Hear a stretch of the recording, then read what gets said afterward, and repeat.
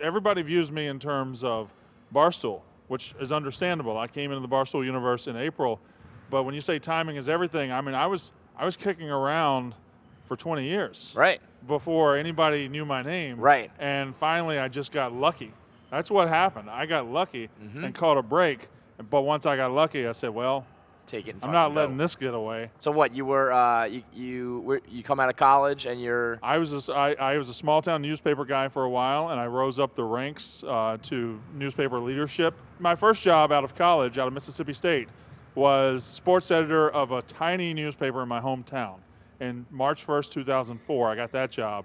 And I moved up, I got to New Orleans, I got to Florida, and up and up and up as a sports writer before I finally became the editor of a paper in Virginia, and then the editor of a paper in Atlanta, Georgia. Are we talking like a major publication? No, or still we're talking like small town newspapers. Yeah, we're talking about 20,000 publication, Martinsville, Virginia, Cartersville, Georgia, in the Atlanta suburbs. Good living, not breaking through to the mainstream at all. Just never really got my break there. I was a Mississippi State sports writer for a year, making 30 grand. This was in 2014, making 30 grand with 3 kids. You know, things weren't great.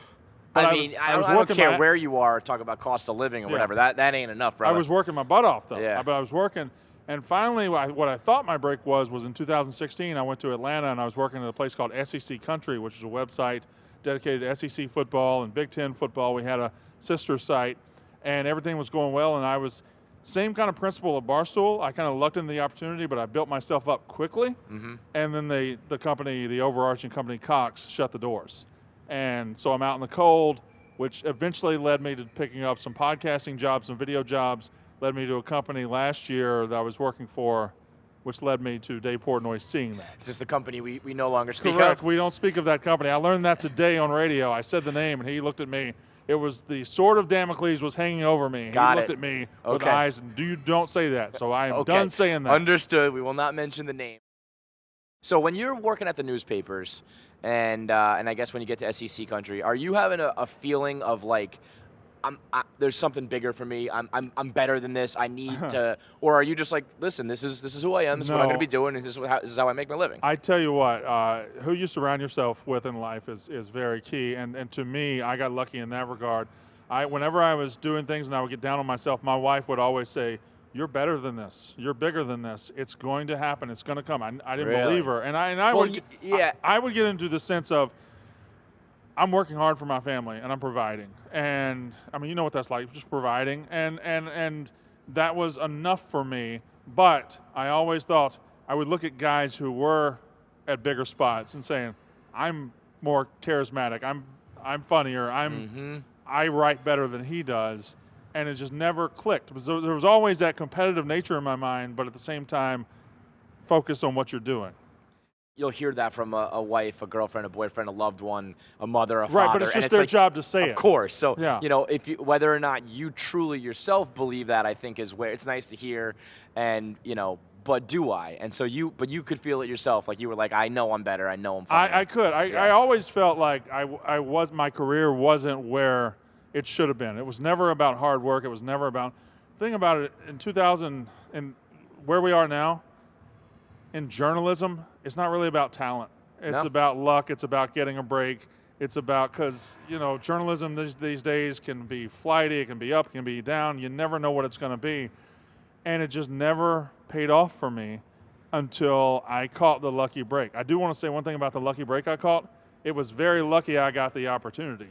What you do with the opportunity is not Absolutely. luck. That's why that's not luck. I've always said, you know, when I have a buddy whose father can get him in the door, or nepotism gets you an interview, or just flat out even gets you the job, fuck yeah, take that. I mean, I've heard stories of people being like, no, I wanted to do it on my own. Like, fuck that.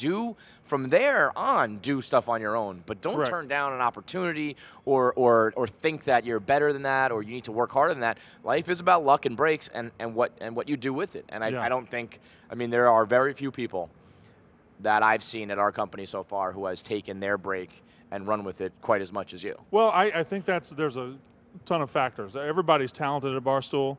Not everybody has the desperation I had. I was 40 years old. I have 4 kids. And hungry dogs run faster, man. Hungry dogs run faster. That's exactly right. I didn't have a choice. Right. Like, I didn't, like, get out of bed one day and say, you know what, today I'm going to become a national guy and I'm going to No, when the door cracked open, I said, wife, let's get to New York and let's get in the door because this is our chance. We got to make it, and we got to make it now.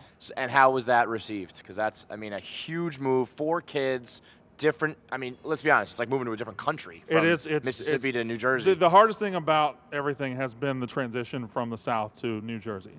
I'm sure we'll get into that later. But my wife, when I told her I'm going to Barstool, on board 100%.